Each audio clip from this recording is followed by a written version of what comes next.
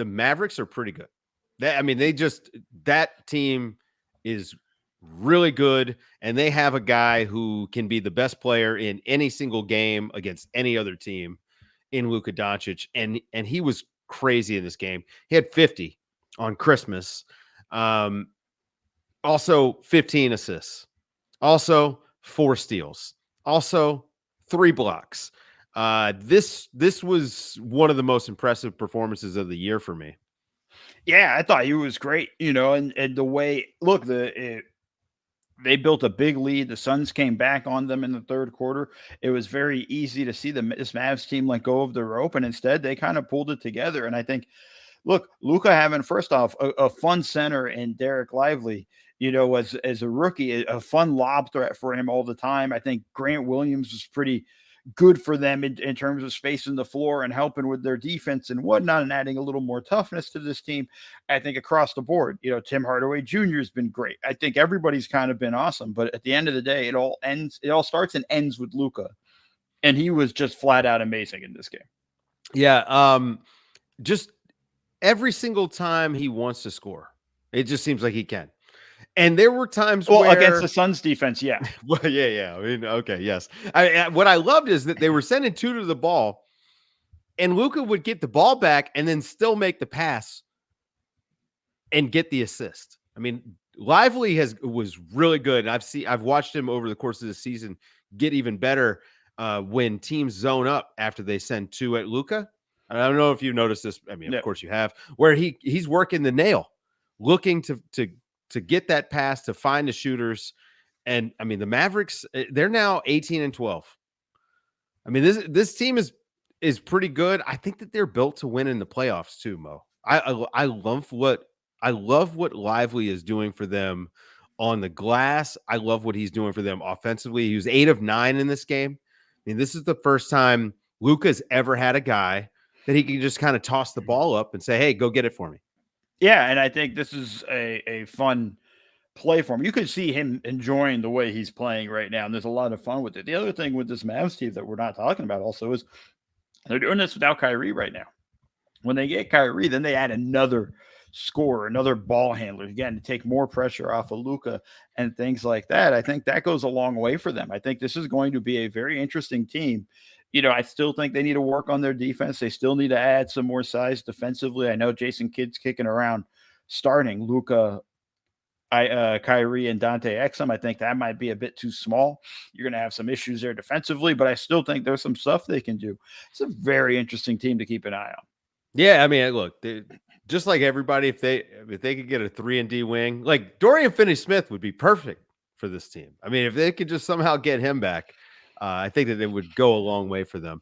The Suns, on the other hand, Mo, I mean, they've got some problems.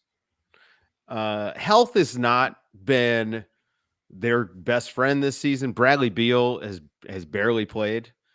We have yet to see Beal, Booker, and Kevin Durant. They played They played like 20 minutes together. Yeah. But I mean, like, we haven't seen this. Yeah. Is this a bust? Is this it? Is it over? I don't know if it's any shot of making this good. I don't know. I don't want to say that. It's December. There's still a lot of basketball season to come together. But I think you have to be concerned with the fact that Bradley Beal's not healthy.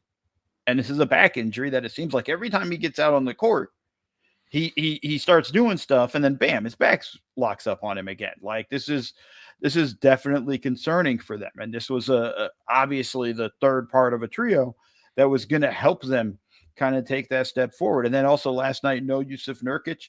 Like, I think you have a lot of stuff there that you got to start kind of worrying about with this team. And this is why, look, when they made the trade and traded DeAndre Ayton, and we all know I'm not an Ayton fan, but when they made that trade, I told you right away, I've taken them off my contender list. I think they have a lot of issues there. And I think they could have gotten more for Ayton than what they did. And I think they could have been better positioned than what they're at now. And I think now they're depending on guys that have injuries, and good luck. Yeah, that's I would even say this, Mo. I think Nurkic has been better there than I expected. I would say he's been better than I expected for them. And I still don't like even going back, I don't like the Ayton trade because I didn't think they got enough. I didn't think they got enough pieces, guys who were actually going to play for them. I mean, Nasir Little, like, sorry, like there's a chance that you watch too much basketball if you thought that Nasir Little was going to play in Phoenix in a pivotal role that he couldn't get to in Portland somehow. You know what I mean? Like, it's one of these things where it's too deep of a cut. There's a reason. I just not only like I think the Beal trade really sunk this team. I mean, it put them in a bad spot.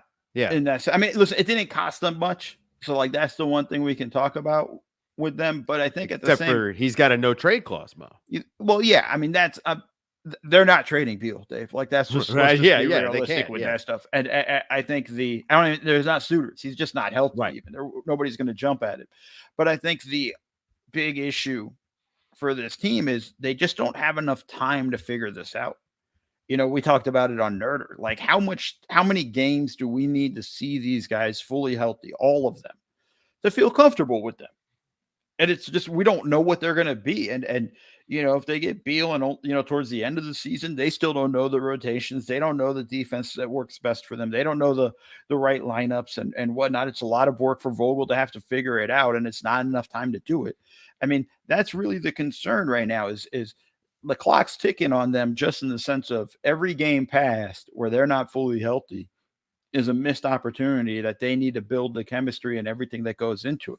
This isn't a team that can just come in fully healthy into the playoffs and be like, all right, we're ready to roll. They don't know each other. They don't know how to play with each other yet. And I think that's still a lot of problems. And we're even hearing rumblings from the team.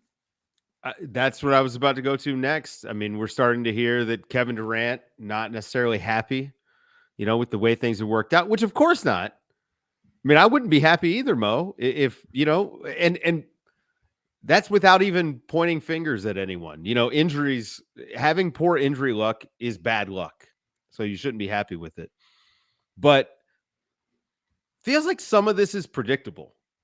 You know, the cupboard was not exactly full. You don't have a whole lot of assets to go and complete a team. You know, you get this this huge Beal trade.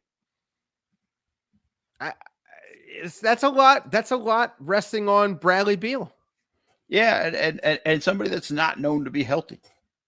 Like, let's just be honest. You know, he's missed a ton of time, you know, the past few seasons. So it's just a concern there for them. And, you know, you can't go back and fix those things and those issues. But right now, they just need to get healthy. I mean, like, there's a lot of frustration there. And I just don't know what this team is going to look like, you know, when they get healthy. I don't know if they have a trade move to make, but just if they can get healthy. I don't know if they got that and what it's going to look like, because I still have my doubts when it's fully healthy. We're gonna get some New York Knicks Kevin Durant trade chatter. Is that what we're destined for? We need it. We need something.